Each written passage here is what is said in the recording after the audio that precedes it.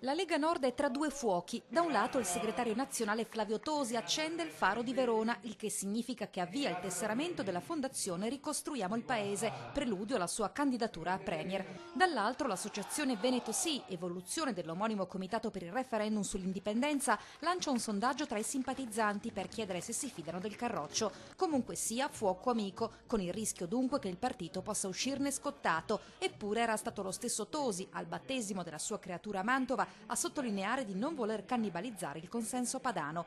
Permettetemi di ringraziare per primi gli amici della Lega, la leghista. Bravo! Permettetemi di ringraziarli perché la leghista li ringrazio perché hanno capito lo spirito di questa iniziativa.